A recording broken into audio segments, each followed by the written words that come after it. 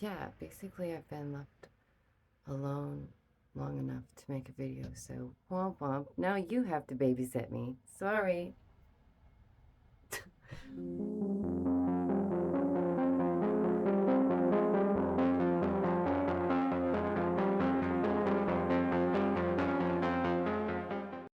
Hi guys, it's me. I know it's a little hard to hear, but that's because of my axolotl Bam Bam. I know you guys love Bam Bam.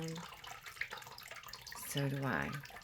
That's why we're all gonna suffer through it together. I almost had it. Hi guys. Still just Bam Bam. Loud as shite. Nobody can really tell an axolotl to calm down. Hi guys. Whoa. Where did my light go real quick? Whoa. Hi friends. What's up, turds, nerds, freaks, and geeks, and all in between? It's me, your girl, Daisy Day. Believe it or not, it's me.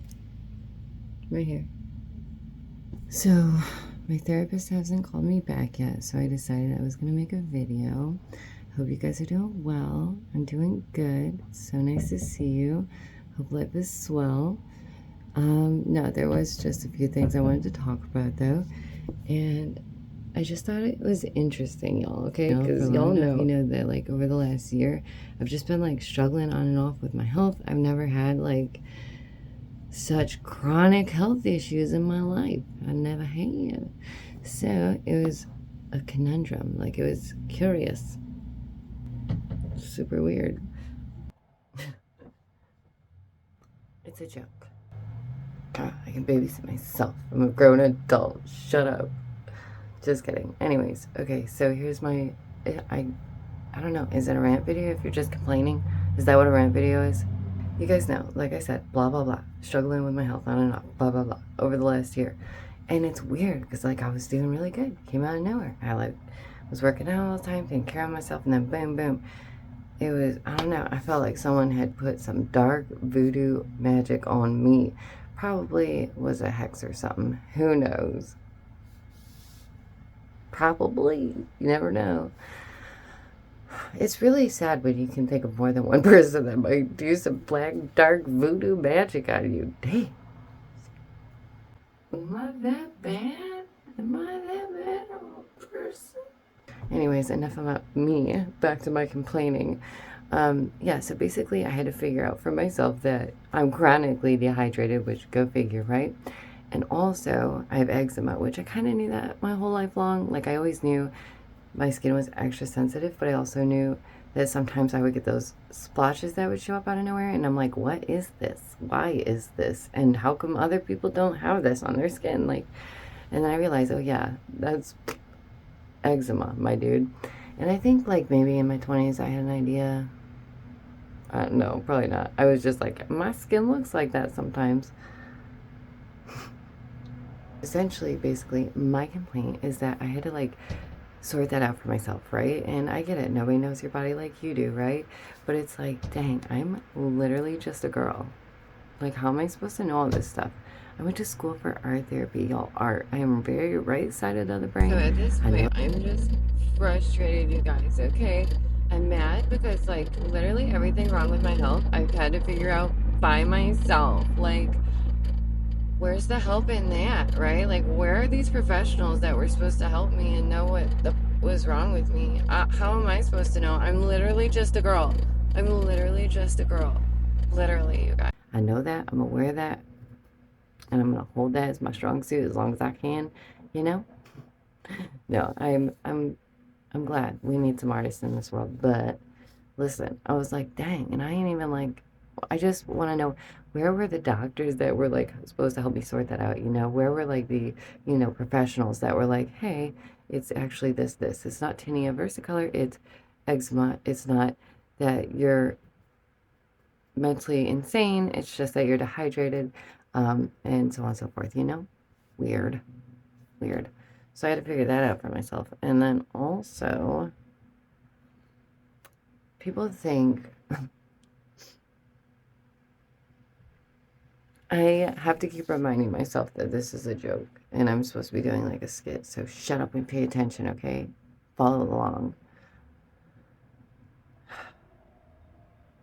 people think because I'm pretty, I can't be neurodivergent, or like I shouldn't show signs of my ADHD. And it's like,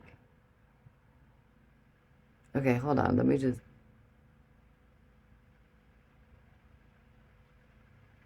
No, hold on. Hold on, hold on.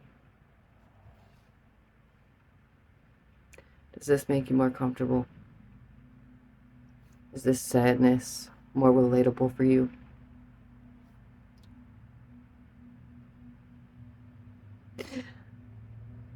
Yeah, I'm just not gonna apologize for being imperfect. Like, I don't know. I'm one that's like, I'm a neurodivergent person living unmasked with ADHD, and I've accepted it, and I'm comfortable with me, and I don't know. If people aren't cool with that, it's all good. It's all good. But you really do find out real quick who's cultured and savvy and kind and eloquent and, a good person. Because some people suck, that's life. It's okay. I mean, it happens. It's just the odds, you know. There's gonna be a few sucky ones out there. It's something. So, my rant, why I'm complaining. I just think it's interesting because it's like, I guess for maybe I would say elementary school and high school, I felt like I was definitely attempting to mask more, or like fit in, I guess, just for the sake of fitting in. Mostly not because like I had to, or felt like it was like a desperate need. It was just like more like survival, like just get through these, school time. And then I can be whoever, whenever. And if I want to be a raptor, sometimes I could do that, right? And nobody's going to be like, Daisy, you're being a raptor again, right? I don't know. I know even neurotypicals are weird people, They're just weird. I just don't. I wish there wasn't this custom of sweeping everything under the rug. Like, I think that's one thing that really gets me about society, is that they're like, just. And I think this thing really came from like, it's not like, don't tell nobody. It's more like, ain't nobody gonna talk about it anyway. You know? And another funny part about this little bit right here is that sometimes I'm definitely that person walking around with resting beach face, but like I don't even recognize I'm doing it, or I'm just like out in public and I'm doing my thing anyways, and I'm like deep in thought. And when I'm deep in thought, I'm like, you know, so people are like, is she good? And it's like, clearly not. Duh, stupid. Why would you even ask? Duh. Basically what I've tried to do is, if I made a video how my thought process works naturally, that's what I'm going to attempt to do. And I know that sounds like very chaotic. It's because it is. It's because it is. And essentially, I mean, those of you who have like been here since the start of my channel, it's how I used to like edit. That's my brain. Like, it's just overcrowded and busy and loud, and there was always something going on like every second to keep you busy, or like looking at things, because I was editing from a ADHD like point of view, right? And I was teaching myself how to edit too. So of course I'm like do, right? But I want to do it in the means of a thought process, and we'll see how that turns out. And if it sucks, then now you know what it feels like. Bye. Another curious thing about all that is, like, also I will sometimes have that resting beach face where I don't even recognize it, but then, somebody will call my name or wave to me, and I'm like, bing, instantly, like, cheers, happiest little thing. And that is genuinely 99.9% of my mood. Straight chilling. Max chilling most of the time.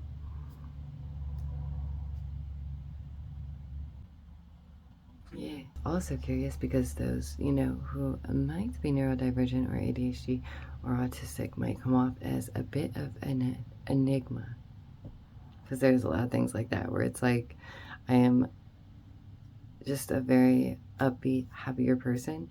So if I were to be mean mugging, it's like, that's so against my character that somebody would instantly be like, are you good?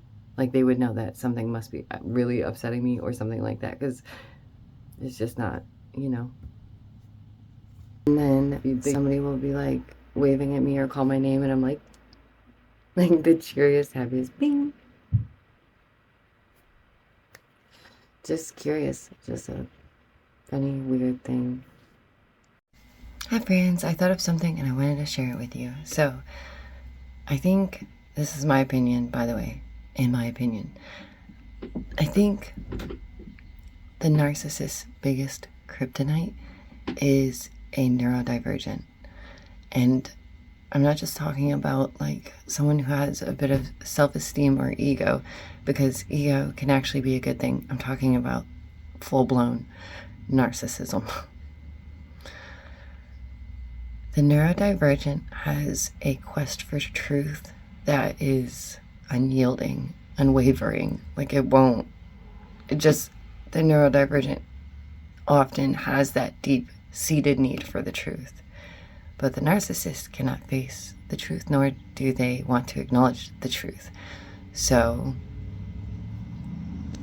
when you have a neurodivergent who is like acutely aware of what everyone else is feeling all the time, and without skipping a beat, they recognize patterns and things like that.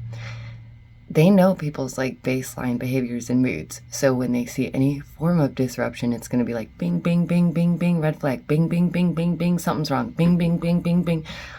And whether or not they choose to listen to that, that's on them. But just a thought. I just think it's very curious, because the narcissist will say something XYZ, right? And the neurodivergent is going to be like, where someone who maybe isn't a neurodivergent could be gaslit and made to believe said thing, the neurodivergent is going to be like,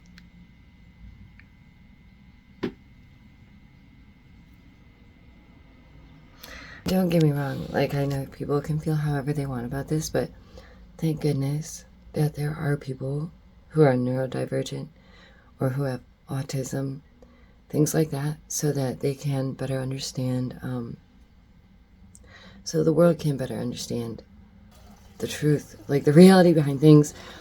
Because if there wasn't, you know, a lot of people would just be okay with being a sheep.